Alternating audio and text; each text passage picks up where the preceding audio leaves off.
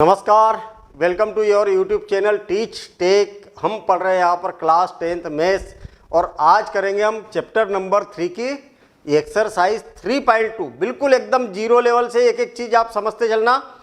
हम इसका बेसिक समझ चुके हैं। अगर प्रॉपर आपको सही तरीके से पढ़ना है ना, उसका तरीका क्या होता है, आपने बेसिक समझ लिया, फिर उसके बाद एग्जाम्पल समझ लिए, एग्जाम्पल के बाद एक्सरसाइज समझ लिए और सबको नोट कर लिए, मतलब प्रॉपर नोट से बनाते हुए चले और उसकी एक बार प्रैक्टिस कर ली। बस इतना सा काम करेंगे तो आप 100% स्कोर कर पाएंगे, इसकी गारंटी है। ठीक है ना।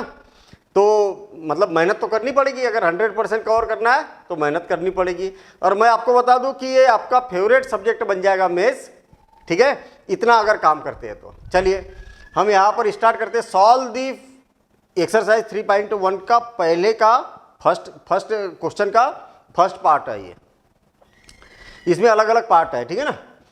तो solve the following pair of linear equation by substitution method. Substitution method से हमें इसको सॉल्व करना है। बहुत ही सिंपल क्वेश्चन दिया हुआ है। x प्लस वाई क्या गिवन है, हम यहां पर लिख देंगे given x plus Y is equal to 14 और इसको दे देता हूं मैं इक्वेशन फर्स्ट।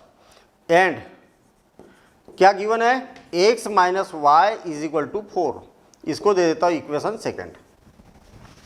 ठीक, अब देखिए हम दोनों में से कोई भी एक इक्वेशन लेंगे, लेकिन जो ज़्यादा इजी लग रही है आपको उसको लो, जो ज़्यादा इजी लगेगी दोनों में से। तो मेरे ख्याल से दोनों इजी ही है, लेकिन थोड़ी सी सेकेंड और ज़्यादा इजी है, तो मैं सेकेंड इक्वेशन को ले रहा हूँ। मैं टेकिंग इक्वेशन 2 को ले लिया। तो x इज इक्वल टू क्या है हमारे पास में, x minus Y is equal to 4 है। तो याद रहे कि जो इक्वल का साइन है ना, इधर केवल या तो x रहना चाहिए या तो y रहना चाहिए। तो मैं x को रखता हूँ, y को उधर शिफ्ट कर देता हूँ। तो क्या हो जाएगा, 4 plus Y is equal to 4 plus Y. कहने का मतलब ये y उस साइड गया तो इधर माइनस का था, उधर जाके प्लस हो जाएगा, होता ही है, ऐसा हम सबको मालूम है। और इसको इक्वेशन थर्ड दे दो। कहने का मतलब ये हुआ कि इसकी प्रोसेस क्या है, आपको कोई भी एक इक्वेशन लेना है और x की वैल्यू y की टर्म में या y की वैल्यू x की टर्म में लाना है, ऐसा लिखना है आपको। ठीक है, लिख दिया। अब x की वैल्यू आपको मिल गई y की टर्म में, तो हम यहाँ पर लिखेंगे सब्स्टिट्यूशन मेथड यूज करना ना, substituting the value of x in equation first. Second से निकली नहीं तो फिर फर्स्ट में रखना है, अगर फर्स्ट से निकालते तो फिर सेकेंड में रखना, तो ऐसा उल्टा काम करना है। ठीक है, देखिए इक्वेशन फर्स्ट क्या है, x प्लस वाई और इज इक्वल टू 14, इतना है। अब आप देखिए कि जहां पर x है वहां पर क्या करना है, इस x के जगह आपको ये वाली वैल्यू सब्स्टिट्यूट कर देना है। क्या करना है, ये वाली वैल्यू सब्स्टिट्यूट करना है। ये वाली वैल्यू ये रख दी मैंने, यहाँ पर सब्स्टिट्यूट कर दी। अब आप देखेंगे कि क्या हो गया, ये y 4 plus 2y is equal to 14। आप चाहो तो ये जो प्लस 2 है ना, उसको उधर शिफ्ट कर दो, क्योंकि हमारा टारगेट क्या है, y की वैल्यू निकालना है। तो कितना हो जाएगा, 2y is equal to 14 minus 4, तो 10 बचेगा। आपको मालूम है कि ये मल्टीप्लिकेशन में है तो हमेशा नीचे जाता है, डिनोमिनेटर में जाता है। ठीक है ना। तो y इज इक्वल टू क्या हो जाएगा, 10 डिवाइडेड बाय 2, तो y की वैल्यू आ जाएगी 5। ये आ गया हमारा यहाँ पर आंसर। ठीक है, ये आंसर आ गया। बस मतलब y की वैल्यू आ चुकी है, y की वैल्यू सब्स्टिट्यूट करके हम इक्वेशन, किसी भी एक इक्वेशन में, फर्स्ट में रखो चाहे सेकंड में रखो चाहे थर्ड में रखो, यहाँ कोई बाउंडेशन नहीं है। जब एक वैल्यू आ जाती है तो दूसरी वैल्यू रखने के लिए कोई बाउंडेशन नहीं है कि किस में रखी जाए।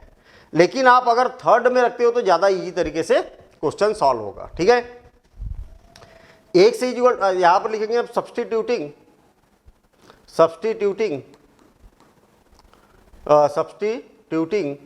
The value of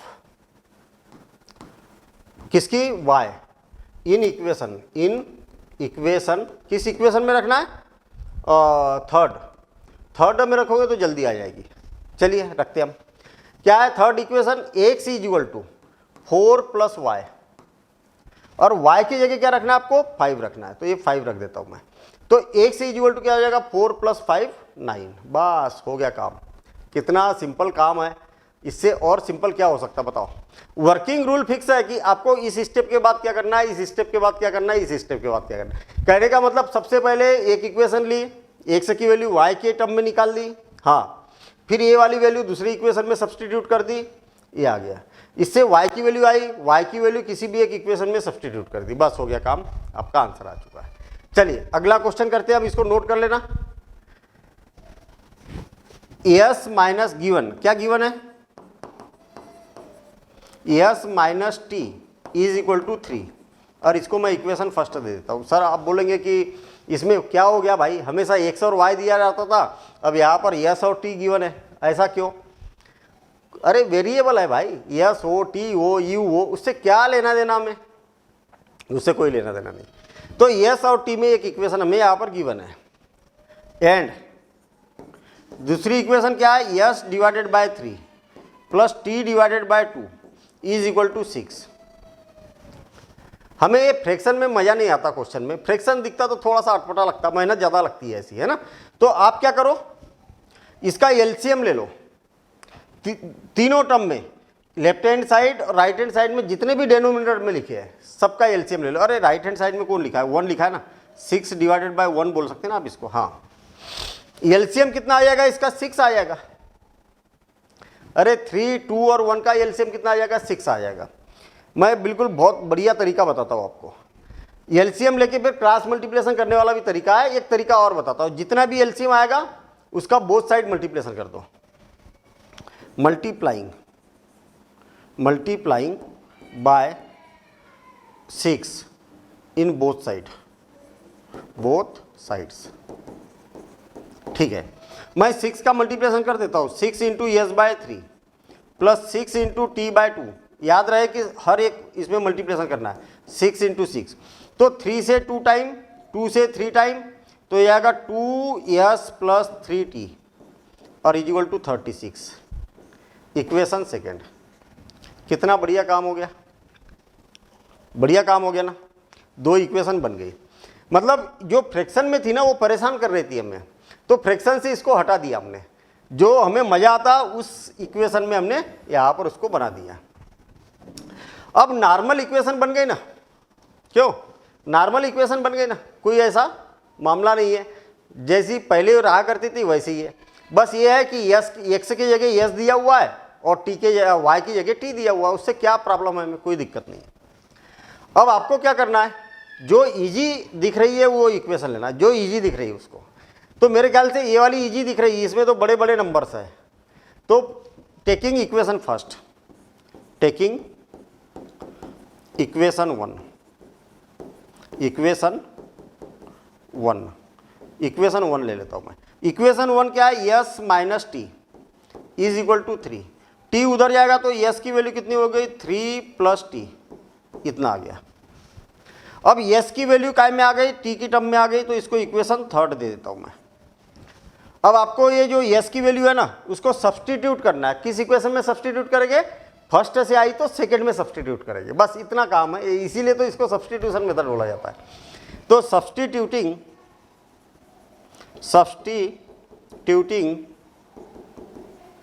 the value of yes in equation second में रख दो, सेकेंड में रखना है। सेकेंड इक्वेशन क्या है बताओ जरा, सेकेंड इक्वेशन क्या है, क्यों, सेकेंड इक्वेशन है हमारे पास में 2s plus 3t is equal to 36।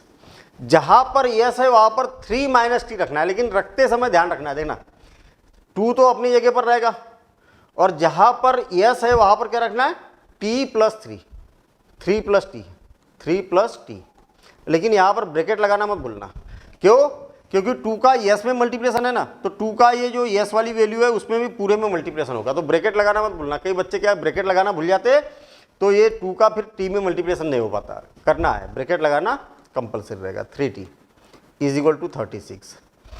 अब देखिए, इस 2 का अंदर मल्टीप्लिकेशन करेंगे तो क्या हो जाएगा बताओ? 2 का मल्टीप्लिकेशन करेंगे तो क्या हो जाएगा? 6 + 2t + 3t = 36।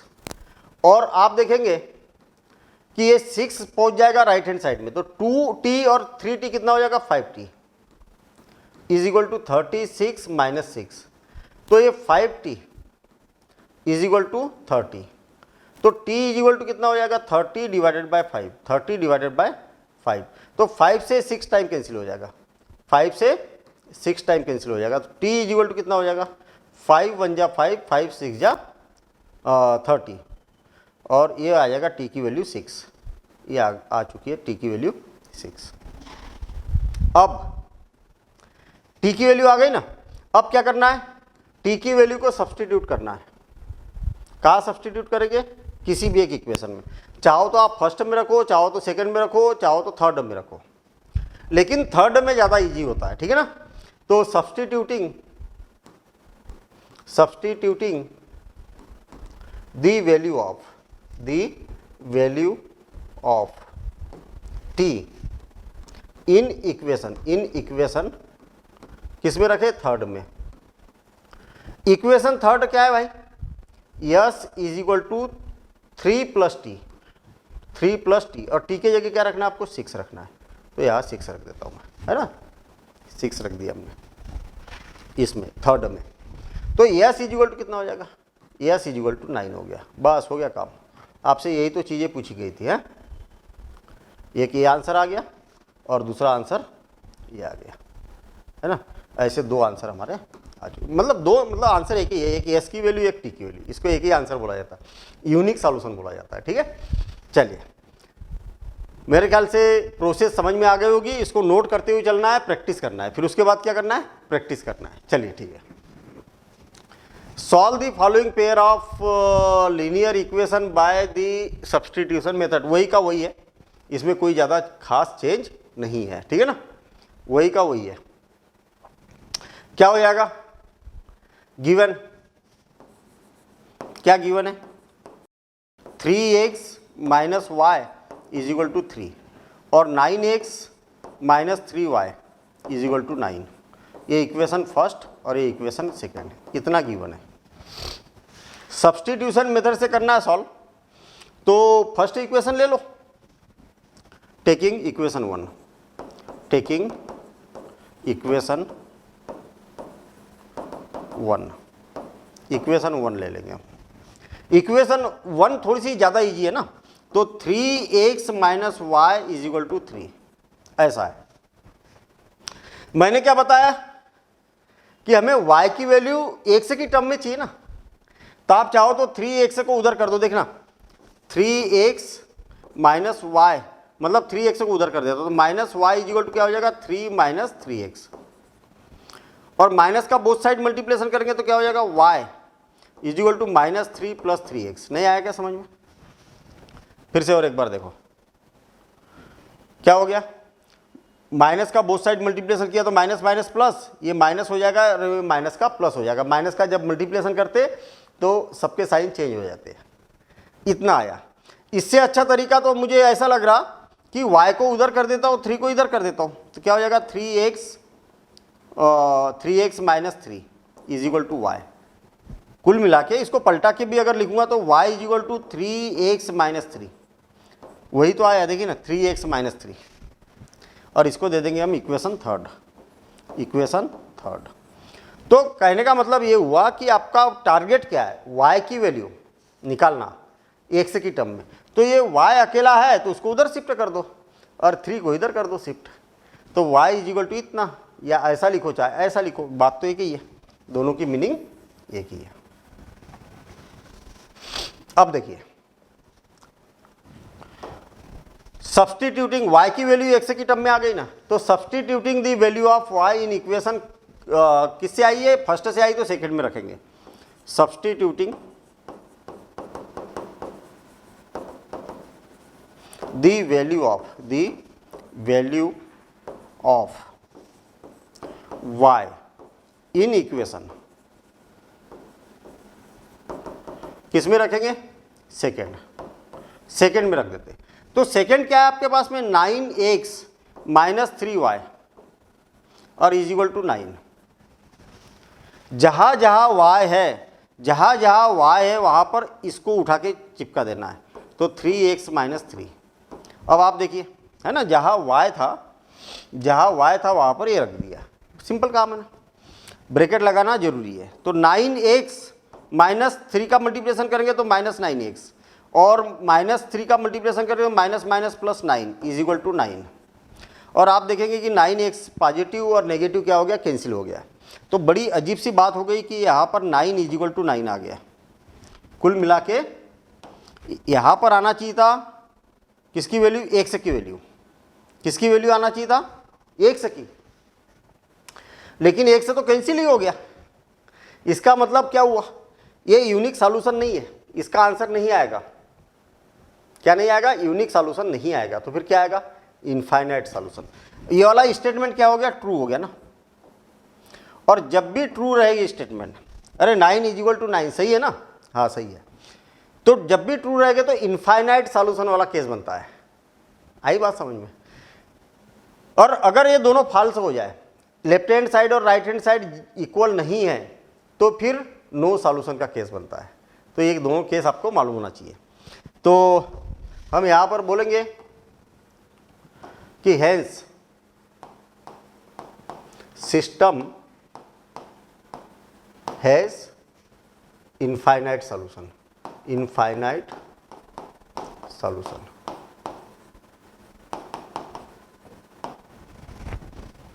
आई बात समझ में, इनफाइनाइट सॉल्यूशन से लिख देंगे ना, कई सारे सॉल्यूशन होंगे इसके। ऐसा क्यों, उसका कारण क्या है, इस कारण को समझना जरूरी है। देखना आपके पास में जो इक्वेशन है वो कैसी है, देखो ऐसी है।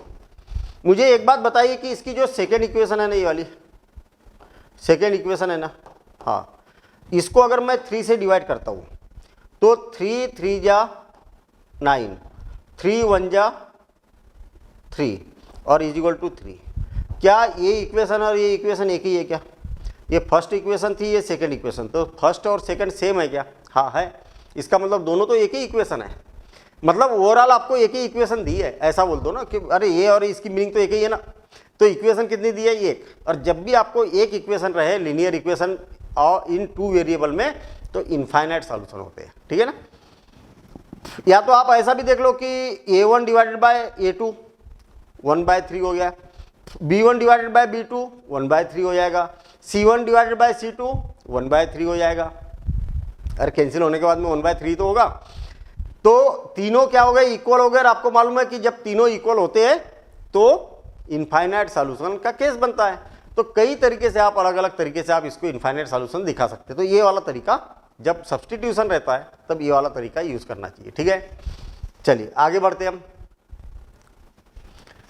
आगे ये वाला जो क्वेश्चन है ना, ये क्या दिया हुआ, 0.2 प्लस 0.3, अरे 0.2x है ना, plus 0.3 y is equal to 1.3 ऐसा दिया है गिवन। मजा नहीं आ रहा। मजा क्यों नहीं आ रहा भाई, सब डेसिमल में है। मैं आपको बता दूं, ये भी 1 डिजिट के बाद डेसिमल है, इसमें भी 1 डिजिट के बाद, इसके भी 1 डिजिट के बाद डेसिमल है। तो आप चाहो तो सब में इक्वल टाइम डेसिमल है ना, इक्वल डिजिट के बाद डेसिमल है, तो सबके डेसिमल हटा दो। या तो फिर डेसिमल हटाने का तरीका क्या होता है, इसका डेसिमल का 1 और ये 0 plus 3 divided by 10 0 is equal to 13 divided by 10, और ये 10 से अगर मल्टीप्लाई करेंगे तो सारे 10 क्या हो जाएगा, कैंसिल हो जाएगा। तो बात तो एक ही है। तो हम इसको क्या लिख सकते हैं, 2x plus 3y is equal to 13। ये बन गई इक्वेशन फर्स्ट। याद रहे कि जब भी सेम डिजिट के बाद डेसिमल है तो सारे डेसिमल हटा दो और सिंपल लिख दो, ठीक है। अगेन 0.4x प्लस 0.5y और इज इक्वल टू 2.3। अब आपको क्या करना है, इसमें भी 1 डिजिट के बाद डेसिमल, इसमें भी 1 डिजिट के बाद, इसमें भी 1 डिजिट के बाद, तो डेसिमल को हटा दो, हटा सकते हैं अपन। तो ये क्या हो जाएगा 4x plus 5y is equal to 23। ये बन गई equation second.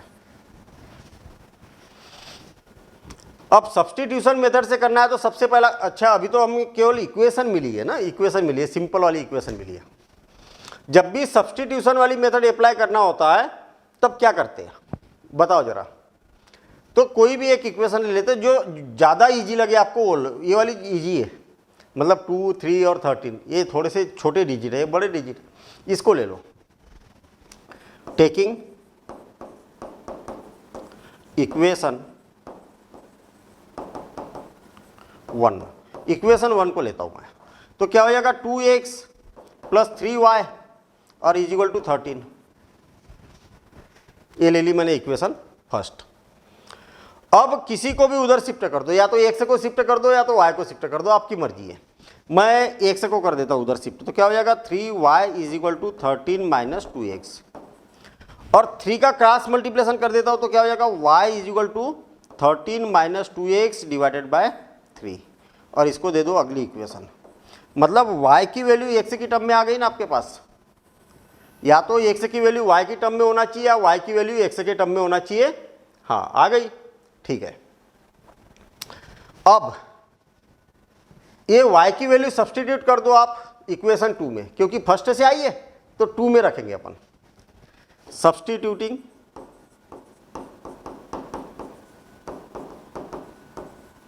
the value of y in equation किसमें, सेकेंड में, सेकेंड में रखना है अपने को। तो ये क्या हो जाएगा सेकेंड इक्वेशन 4x प्लस 5 और y की वैल्यू रखना है। चलो मैं यहाँ पर अभी लिख देता हूँ y इज इक्वल टू 23। भाई सेकेंड इक्वेशन को मैंने यहाँ पर लिख दिया। अब ये y की जो वैल्यू है ना y की जगह रख देना आपको, y की वैल्यू y की जगह रख देना है। तो क्या हो जाएगा, देखिए ये जो वैल्यू है इसको यहाँ पर रख देना है, और ब्रैकेट जरूर लगाना है जब वैल्यू रखोगे। y की जगह रख दी मैंने। मुझे एक बात बताइए कि इसको सिंप्लीफाई किया जाए तो क्या हो जाएगा 4x डिवाइडेड बाय कुछ नहीं मतलब 1 है, प्लस 5 का अंदर मल्टीप्लिकेशन करेंगे तो 65 माइनस 10x और डिवाइडेड बाय 3 और इज इक्वल टू 23। इतना आ गया। क्या हो जाएगा, इसका एलसीएम लेंगे हम, तो एलसीएम कितना आ जाएगा भाई, क्यों एलसीएम कितना आ जाएगा, तो आपको मालूम है ना एलसीएम कैसे लेते। 1 और 3 का एलसीएम आ जाएगा 3, तो 1 से डिवाइड करेंगे तो 3 टाइम, और 3 का इसमें मल्टीप्लिकेशन करेंगे तो 12x, प्लस 3 से डिवाइड करेंगे तो 1 टाइम, और 1 का इसमें मल्टीप्लिकेशन करेंगे तो 65 माइनस 10x और इज इक्वल टू 23। 12x में से 10x माइनस करेंगे तो 2x, 12x में से 10x माइनस करेंगे तो क्या आ जाएगा 2x प्लस 65 और whole divided by 3 is equal to 23। इसका क्रॉस मल्टीप्लिकेशन करेंगे तो क्या हो जाएगा 2x plus 65 is equal to 23 into 3। तो क्या हो गया भाई आपके पास 2x इज इक्वल टू 23, तो कितना हो जाएगा 69। इसका दोनों का अगर मल्टीप्लिकेशन करेंगे तो 69, और 65 जाएगा उधर माइनस 65, तो कितना हो जाएगा 2x इज इक्वल टू 4 है ना। 69 में से 65 को माइनस करेंगे तो x की वैल्यू कितनी आ गई, x की वैल्यू आ गई 4 डिवाइडेड बाय 2, यानी कि x की वैल्यू आ जाएगी 2। बस हो गया काम, है ना। यहाँ पर 2 आ चुका है, x की वैल्यू आ चुकी है। अब x की वैल्यू क्या करेंगे, सब्स्टिट्यूट करेंगे।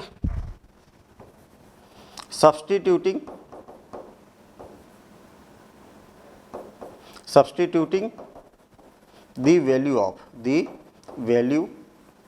of x in इक्वेशन, चाहो तो फर्स्ट में रखो, चाहो तो सेकंड में रखो, चाहो तो थर्ड में रखो, लेकिन थर्ड में सबसे ज़्यादा इजी होता है तो थर्ड में रखते हैं अपन।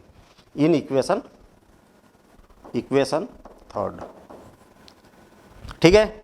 तो थर्ड में हम वैल्यू रख देते हैं। अच्छा, थर्ड इक्वेशन क्या है देखना जरा। Third equation y is equal to 13 minus 2x और होल डिवाइडेड बाय 3। तो y is equal to 13 minus 2 और x की वैल्यू कितनी है 2 और डिवाइडेड बाय 3। तो y इज इक्वल टू कितना हो जाएगा 13 माइनस 4 डिवाइडेड बाय 3। तो y इज इक्वल टू कितना हो जाएगा 13 में से 4 को माइनस करके तो 9 आ जाएगा ना, 9 डिवाइडेड बाय 3 और 3 से ये 3 टाइम कैंसिल हो गया तो y इज इक्वल टू कितना आ गया 3। बस इतना सा काम करना है आपको, है ना, इतना सा काम करना है। इसको हम हाईलाइट कर देंगे क्योंकि आंसर है ना, आंसर को हाईलाइट कर दिया करो। सिंपल काम है, ठीक है। तो इसको आप नोट कर लीजिए, ठीक है। और नेक्स्ट क्वेश्चन देखते हैं हम। नेक्स्ट क्वेश्चन में रूट लगा हुआ, स्क्वायर रूट लगा है। स्क्वायर रूट से सर हमें थोड़ा सा डर लगता है। अरे लगने दो, कोई दिक्कत नहीं है, ठीक है ना। ऐसा कोई मामला ही नहीं है इसमें कि सर स्क्वायर रूट लग गया तो हमें टफ लगेगा, ऐसा कोई भी मामला नहीं है, ठीक है। हमारे पास में क्लियर 2 इक्वेशन गिवन है, एक फर्स्ट इक्वेशन है और एक क्या है सेकंड इक्वेशन है, ठीक। हम कोई भी एक इक्वेशन लेते हैं जो ज़्यादा इजी लगे उसको ले लो। टेकिंग इक्वेशन 1, प्रोसेस आपकी प्रॉपर चलने दो, कोई दिक्कत नहीं है। टेकिंग इक्वेशन 1, इक्वेशन 1 को ले लिया मैंने। इक्वेशन 1 को लिया तो क्या हो गया √3x प्लस √3y √2x ना, √2x और इज इक्वल टू 0। आपको क्या मालूम है कि एक वेरिएबल को उधर शिफ्ट करो, हाँ कर देता हूँ मैं। तो क्या हो जाएगा √3y, x को मैं शिफ्ट कर देता हूँ माइनस √2x। अब √3 भी नीचे जाएगा तो क्या हो जाएगा y is equal to root minus √2 divided by √3x। ऐसा कहने का मतलब आपके पास फर्स्ट इक्वेशन, सेकेंड इक्वेशन और ये बन गई थर्ड इक्वेशन, इक्वेशन थर्ड। अब क्या करना है, क्यों क्या करेंगे बताओ। y की वैल्यू सब्सटीट्यूट करेंगे इक्वेशन सेकेंड में। सब्सटीट्यूटिंग, प्रोसेस वही रखना है, घबराना नहीं है। Substituting the value of y in equation second, क्योंकि फर्स्ट से आई है, हमने फर्स्ट इक्वेशन ली थी, अब सेकेंड में रखना है। तो सेकेंड इक्वेशन क्या है √3x माइनस √8 और y की वैल्यू कितनी है तो y की जगह इतना रख दो √2 डिवाइडेड बाय √3x और इज इक्वल टू 0। आ गई बात समझ में। अब मुझे एक बात बताओ कि दोनों में से क्या कॉमन निकल रहा, क्यों दोनों में से कॉमन क्या निकल रहा। तो आप बोलोगे कि दोनों में से x कॉमन निकल रहा। क्या कॉमन निकल रहा, x कॉमन निकल रहा। तो हम यहाँ से x कॉमन निकाल देते हैं, इसको मैं इधर शिफ्ट कर देता हूँ, ठीक है। दोनों में से x को कॉमन निकाल देते हैं, ठीक। x इसमें से भी कॉमन निकल जाएगा तो यहाँ पर बचेगा √3 माइनस 8 का और 2 का मल्टीप्लिकेशन करेंगे तो √16 डिवाइडेड बाय √3 और इज इक्वल टू 0। आपको मालूम है कि ये पूरा का पूरा 0 के अपान में जाएगा तो x इज इक्वल टू कितना हो जाएगा 0 divided by √3 minus √16 divided by √3। सबका सब क्या गया 0 के अपान में चला गया। अब आपको मालूम है कि 0 के अपान में कुछ भी रहे तो 0 ही होता है, तो x की वैल्यू क्या हो गई 0 हो गई। ये आ गया x की वैल्यू आ चुकी है। आई बात समझ में। अब x की वैल्यू सब्सटीट्यूट करो किसी भी एक इक्वेशन में। Substituting the value of x, substituting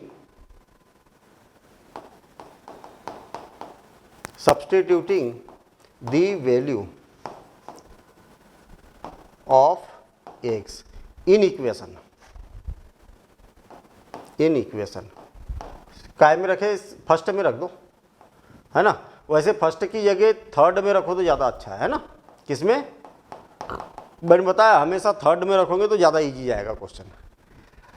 third क्या है, y is equal to -√2 divided by √3, और जहाँ x है वहाँ पर क्या रखना है, 0 रखना है ना, x की वैल्यू 0, तो y की वैल्यू कितनी आ जाएगी, 0 का किसी भी मल्टीप्लिकेशन करोगे तो 0 ही आता है। काम हो गया, x की भी वैल्यू 0, y की भी वैल्यू 0, फिनिश। ठीक है, तो बड़ा सिंपल सा क्वेश्चन है ना, ये फर्स्ट क्वेश्चन का लास्ट पार्ट है ये। क्या गिवन है आपको,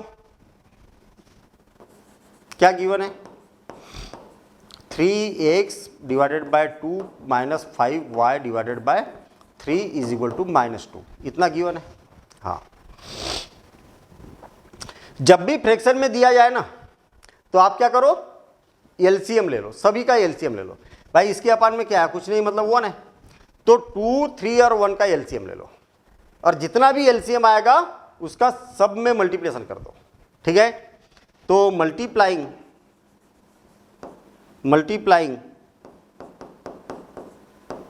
बाय 6 का बोथ साइड मल्टीप्लिकेशन करेंगे तो 6 into 3x divided by 2 minus 6 into 5y divided by 3 और इज इक्वल टू -2 इंटू 6। हर टर्म में करना है, याद रखना, जितना भी इसका एलसीएम आएगा उस एलसीएम का हर टर्म में मल्टीप्लिकेशन कर दो। तो देखो ये 2 से 3 टाइम कैंसिल और 3 से 2 टाइम कैंसिल, तो कितना होगा, 3 3 या 9, 9x minus 10y is equal to -12। अब ये इक्वेशन थोड़ी सी अच्छी लग रही है हमें, है ना, वो फ्रैक्शन की अपेक्षा ऐसी इक्वेशन ज़्यादा अच्छी लगती है। इसको सिंप्लीफाई करना या सॉल्व करना ज़्यादा इजी हो जाता है। अगेन, अभी तो फर्स्ट इक्वेशन मिली है हमें, अब सेकेंड इक्वेशन ले रहे हैं हम अगेन, है ना। Second, x divided by 3 plus y divided by 2 is equal to 13 divided by 6। मुझे एक बात बताइए कि 2, 3 और 6 का एलसीएम कितना आएगा, तो 6 ही आएगा। एलसीएम तो सबको निकालते आता कि नहीं, 6 आएगा। तो 6 का बोथ साइड मल्टीप्लिकेशन कर दो, बस सिंपल। कई बच्चे क्या करते हैं यार, एलसीएम लेते हैं फिर क्रॉस मल्टीप्लिकेशन करते हैं, दोनों की मीनिंग एक ही है, लेकिन ये जो मैं बता रहा हूँ ये तरीका ज़्यादा ईजी है। तो मल्टीप्लाइंग बाय 6 बोथ साइड, तो 6 का इसमें मल्टीप्लिकेशन करो, 1 से डिवाइडेड बाय 3, हर टर्म में 6 इंटू वाई बाय 2 हर टर्म में करना है, is equal to 6 into 13 by 6। तो 3 से ये 3 टाइम कैंसिल, 2 से ये 3 टाइम कैंसिल, 2 से 3 टाइम और 3 से ये 2 टाइम हो जाएगा ना, ये 2 टाइम, और 6 से 6 कैंसिल, कितना आ जाएगा, 2x plus 3y is equal to 13, और इसको दे देते हैं हम इक्वेशन सेकेंड। हमारे पास 2 इक्वेशन आ चुकी है। ठीक है, 2x और ये कितना हो जाएगा 3y और इज इक्वल टू 13। अब दोनों में से जो इजी लग रही वो वाली इक्वेशन ले लो, तो यही वाली ले लेते, तो फिर इसको इक्वेशन देने की जरूरत ही नहीं। अगर इसी को सॉल्व कर रहे हैं तो इक्वेशन देने की जरूरत नहीं। 3y उधर जाएगा या 2x को उधर भगाओ, तो 3y is equal to 13 minus 2x। अब ये 3 क्या है, मल्टीप्लिकेशन में है तो क्रॉस मल्टीप्लिकेशन करेंगे, तो y इज इक्वल टू कितना हो जाएगा 13 माइनस 2x डिवाइडेड बाय 3, ऐसा हो जाएगा।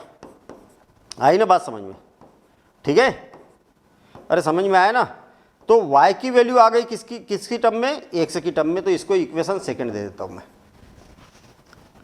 अब आप बोलोगे कि सर हमेशा तो इसको थर्ड देते थे, आप चाहो तो इसको थर्ड दे दो, सेकंड दे दो, और इसको थर्ड दे दो, उससे क्या फ़र्क पड़ेगा भाई। जब बनी है इक्वेशन तो उसको शिफ्ट भी कर दिया, y की वैल्यू x की टर्म में इसी से निकाल दी, अब इसकी वैल्यू आप फर्स्ट इक्वेशन में रख दो। ठीक है, सब्स्टिट्यूटिंग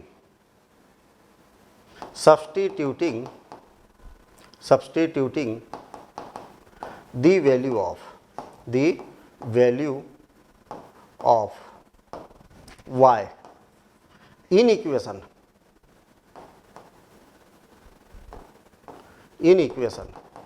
किस में रख रहे हैं हम, फर्स्ट में रख रहे हैं। ठीक है, तो क्या हो जाएगा 9x माइनस 10y और इज इक्वल टू -12। जहां पर y है वहां पर ये सब रखना है, जहां y है वहां पर 13 माइनस 2x और डिवाइडेड बाय 3 ये रखना है अपने को। क्लियर है क्या इतनी बात? अरे क्लियर है क्या? हाँ। अब क्या होगा, इसके अपान में कुछ नहीं मतलब 1 है। देखिए 9x डिवाइडेड बाय 1 माइनस 13 क्या हो जाएगा माइनस तो 130, 10 का 13 में मल्टीप्लिकेशन करेंगे तो 130 प्लस 20x और डिवाइडेड बाय क्या है 3 है, इज इक्वल टू -12। ठीक है ऐसा। अब एलसीएम कितना आ जाएगा बताओ जरा? तो एलसीएम आ जाएगा इसका 3, एलसीएम आ जाएगा 3 और 3 तो ये कितना हो जाएगा 3 9 जा 27x माइनस यहाँ आ जाएगा माइनस का अंदर मल्टीप्लिकेशन करेंगे तो 130 और -20x और इज इक्वल टू -12। अब क्या होगा 27 में से 20 को माइनस करेंगे x का तो कितना हो जाएगा 7x, कितना हो जाएगा 7x माइनस 130 और डिवाइडेड बाय 3 और आप चाहो तो इस 3 का क्रॉस मल्टीप्लिकेशन कर दो तो -12 इंटू 3, ये 3 का क्रॉस मल्टीप्लिकेशन कर दिया और 27 में से 20 को माइनस कर दिया तो इतना आ गया। अब देखिए क्या होगा 7x इज इक्वल टू -36 और ये उस साइड जाएगा तो क्या हो जाएगा +130। अब इसमें से 36 को माइनस करो, इसमें से 36 को माइनस करेंगे और जब माइनस करेंगे तो क्या आ जाएगा, इसको थोड़ा सा शिफ्ट कर देता हूँ मैं उधर, है ना, क्वेश्चन लेंदी चला गया, थोड़ा सा बड़ा हो गया क्वेश्चन। अब देखिए 7x इज इक्वल टू, इसमें से इसको माइनस करेंगे तो 4 और 4 9, ठीक है, और 1, ठीक है 94 यहाँ पर आ गया 94 प्लस का आएगा, बड़े नंबर में से छोटे नंबर को माइनस करेंगे तो x इज इक्वल टू हो जाएगा 94 डिवाइडेड बाय 7 और 7 1 जा 7, 7 1 जा 7 और कितना बच गया 2, है ना, तो 7 1 जा 7, कोई गड़बड़ हो रही है यार क्वेश्चन में।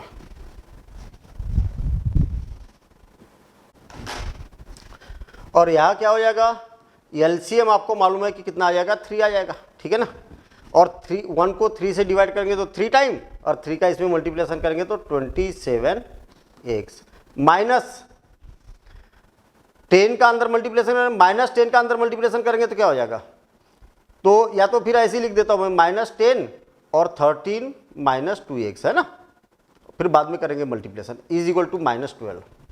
अब देखिए इस 3 का क्रॉस मल्टीप्लिकेशन करेंगे तो कितना हो जाएगा, इस 3 का क्रॉस मल्टीप्लिकेशन करेंगे 27x और इस -10 का मल्टीप्लिकेशन करेंगे तो -130 और माइनस माइनस प्लस 20x और इज इक्वल टू -12 और इंटू 6 3 ऐसा हो गया। अब देखिए 27 और 20 कितना हो गया 47x और इज इक्वल टू 130 को इधर जानते हो तो -36 प्लस 130, आ गई बात समझ में, तो क्या हो जाएगा 47x इज इक्वल टू, इसमें से इसको माइनस करेंगे तो ये 4 हो गया और 4 तो 9 94, बड़े नंबर में से छोटे नंबर को माइनस करेंगे तो पॉजिटिव आएगा। अब क्या करें भाई, इसको थोड़ा सा छोटा कर देता हूँ मैं, शिफ्ट कर देता हूँ क्योंकि हमें ज़्यादा जगह की ज़रूरत पड़ रही है। अब देखिए 47 को इधर शिफ्ट करेंगे तो x इज इक्वल टू क्या हो जाएगा 94 डिवाइडेड बाय 47। आपको मालूम है कि 47 से 2 टाइम कैंसिल हो जाएगा, हाँ बिल्कुल होगा, तो x की वैल्यू आ जाएगी 2 और ये हो गया इसका आंसर। अब देखिए x की वैल्यू चाहो तो इक्वेशन 1 में रखो, चाहो दूसरे में रखो, किसी में भी रखो, तो लेकिन सेकेंड में रखना ज़्यादा ईजी है। जो हर क्वेश्चन में थर्ड बनती थी ना वो सेकेंड है अभी यहाँ पर, ठीक है ना। तो substituting the value of x in equation second, substituting the value of x in equation second. Equation second क्या है आपके पास, y is equal to 13 minus 2x और होल डिवाइडेड बाय 3। तो y is equal to x की value रख दो, x की वैल्यू कितनी है 2 है, तो 13 माइनस 2 इंटू 2 डिवाइडेड बाय 3। तो y इज इक्वल टू हो जाएगा 13 माइनस 4 और डिवाइडेड बाय 3, और 13 में से 4 को माइनस करेंगे तो कितना हो जाएगा 9। तो y is equal to 9 divided by 3। तो y की वैल्यू कितनी आ जाएगी, 3 3 जा 9, तो 3 आ जाएगी। ये आ गई y की वैल्यू। आई बात समझ में, कितना सिंपल काम है कि नहीं, सिंपल काम, बहुत ही सिंपल है भाई। ठीक है, मेथड मेरे ख्याल से आपको ये बिल्कुल दिमाग में बैठ गई होगी कि नहीं बैठी। ये y की वैल्यू आ गई और ये x की वैल्यू आ गई थी, बस ऐसे हाईलाइट कर दिया करो। ठीक है, फिनिश। तो हमारा ये 6 पार्ट था, क्वेश्चन नंबर 1 यहाँ पर कंप्लीट होता है। अब देखेंगे हम अगली क्लास में, अगले वीडियो में। मज़ा आया होगा मेरे ख्याल से ना, और अगले वीडियो में बहुत ही मज़ेदार क्वेश्चन है। ठीक है, वर्ड प्रॉब्लम आने वाली है अब, तो वर्ड प्रॉब्लम मिलेगी हम वर्ड प्रॉब्लम के साथ में अगले वीडियो में। Thank you, all the best, bye bye.